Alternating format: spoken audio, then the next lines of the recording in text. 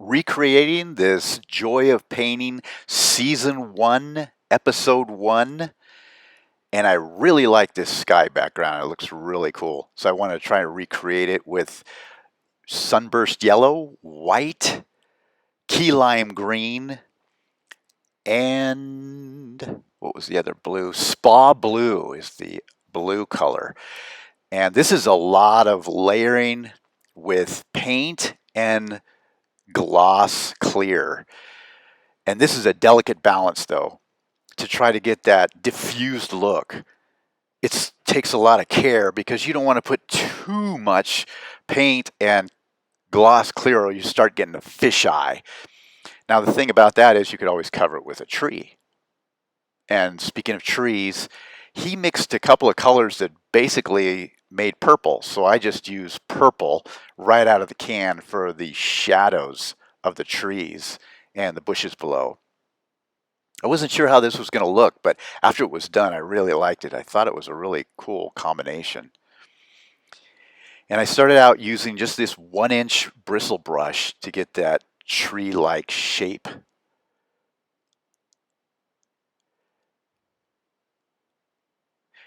And now I'm going to change over to the fan brush. I believe it's a 3/4 inch fan brush, just to kind of get that grassy look. I'm just whipping it up in motion to get this kind of wispy, grass-like look. I really like the one where the sun is shining through, that section there, so I made sure I left that, just like the way it looked.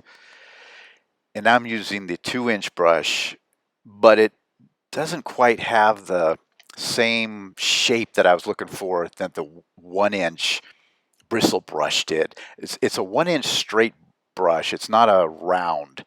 I bring the rounds in later, the 1/2-inch rounds. Now I'm just doing the trunk with a Kona brown, and then I'm going to highlight the trunk with Ivory.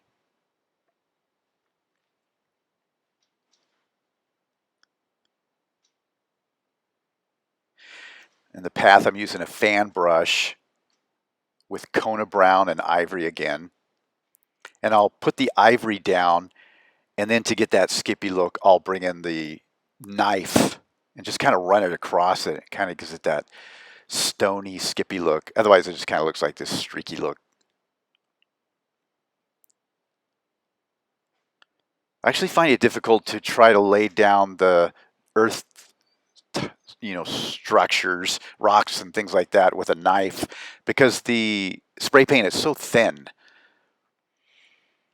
And now I'm using my 1/2-inch round bristle brush to bring in the other colors of like a yellow and then a yellow orange. So I'm kind of combining these two together. But this is the initial shapes I'm trying to create. And what I've noticed is that it's real easy to do too much. He says, make sure you leave room for the backgrounds. Don't bury them. And I can see how easy that is to do. You're trying to create these shapes of trees and leaves and things like that. And you're realizing, oh no, I'm burying my background color, my contrast shadow color. And so it's a real dance. It's better to go off to the side and kind of dab the brush and get it to a leafy consistency that you want before you start doing it actually on the painting, I've noticed. Now I'm going to take the same brush and introduce a hunter green over there on that other tree. And I found that it was a little easier to push up to make those kind of bristly leaves, but it's still a little bit of a dance to try to get it so that they're real finite and leaf-like. Because right now it's kind of getting blobby.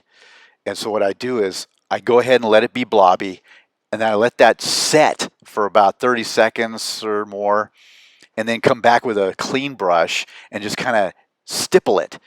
And that pulls that wettish paint away and off and onto the surface, so it gives it a more stipply look. It's easy to get blobby with this spray paint because it has such an ink-like consistency.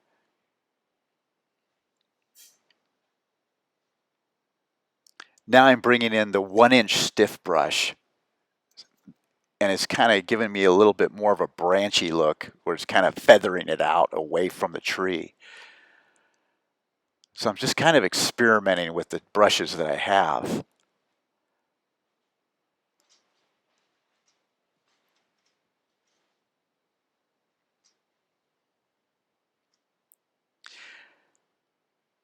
And now I'm going to go ahead and blob in some of the yellow. I've taken the Sunburst yellow and added a little bit of the real orange to it to get kind of more of a golden color, because I want that to be kind of like a background color, because I'm going to come back and do a brighter colors on top of that and make them more, try to make them more stipply and more small in size, so it looks more leafy like.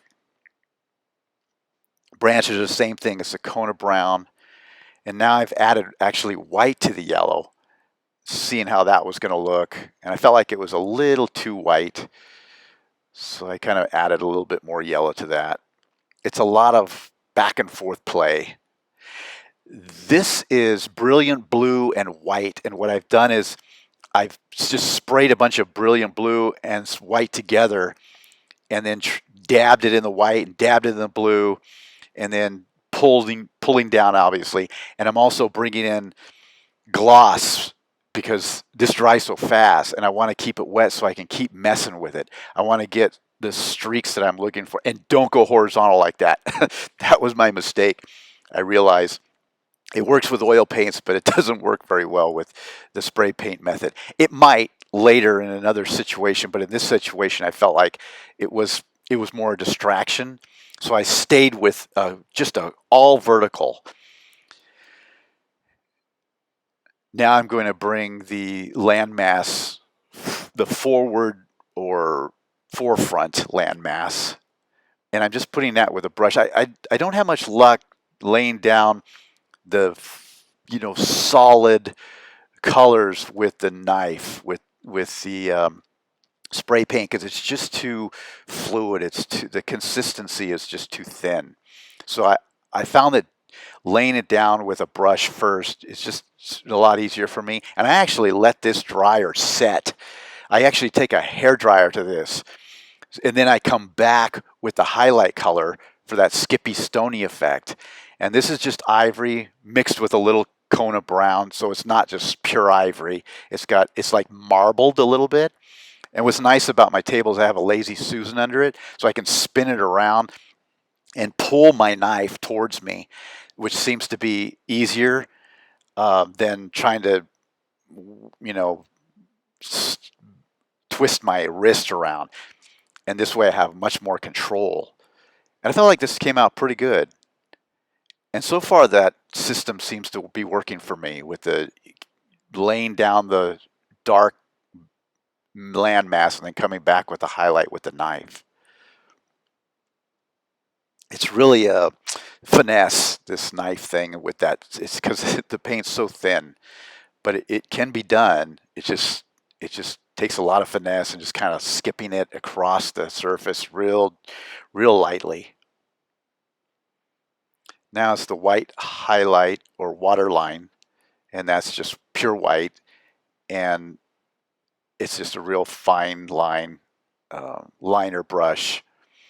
And you can actually also thin this a little with some lacquer thinner to get kind of a transparency, which looks pretty cool too, especially if you put some out into the water a little bit more, and that'll create a transparent waterline or highlight.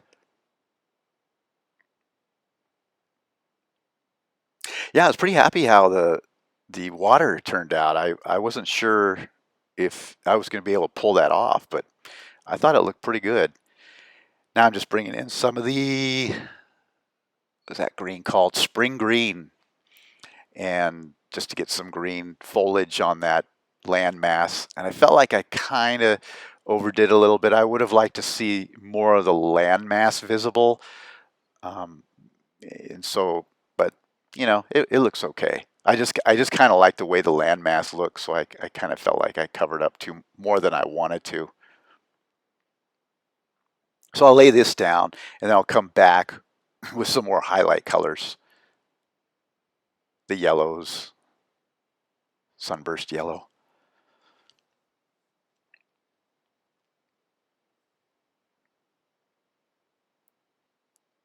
And drying, keeping that brush clean, keeping a paper towel with you and just keep wiping it off and then adding color but in onto your brush, but then dabbing it into the paper towel creates a more dry, not only a drier effect, but a more detailed effect.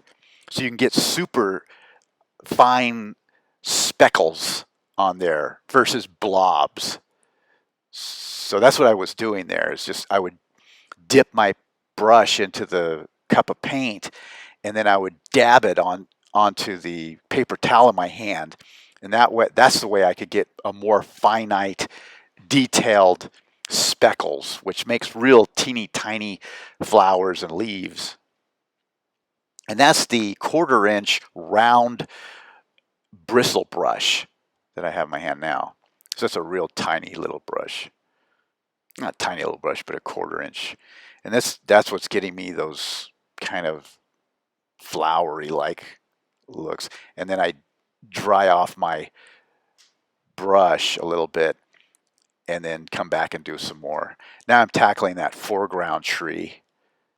And this is just the Kona brown and then highlight, same thing, highlighted with the ivory. And then I take my knife while it's still all kind of wet and I pull the ivory into the trunk to give it that kind of wrapped trunk-like look. And that worked. But your paint has to be, both the brown, dark brown and the light color has to be wet in order for that to happen. May have to come back and put some more brown, more highlight color just to get a little bit more of that effect. But that came out really cool. And now I'm introducing more purple for the dark shadow parts of the tree leaves and also creating the shape of the tree. I wanted to get a little bit of more distinction between that foreground tree and the background tree just so they kind of wouldn't all blend in colors. So I'm going to bring in some of the hunter green just to add another like color element and also another shadow depth. So there's a lot of depth and a lot happening to this tree. And now I've got kind of this orange yellow, so it's not super bright yet. I'm trying to develop it so it starts out real dark in the background and begins to get lighter and lighter and lighter and lighter in the foreground to get real depth.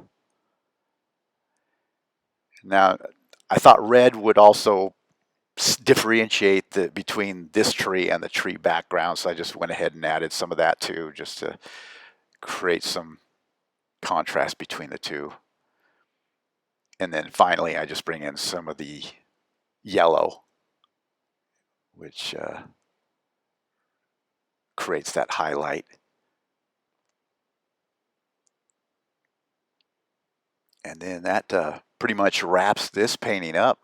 I felt like I came to the point where I could stop and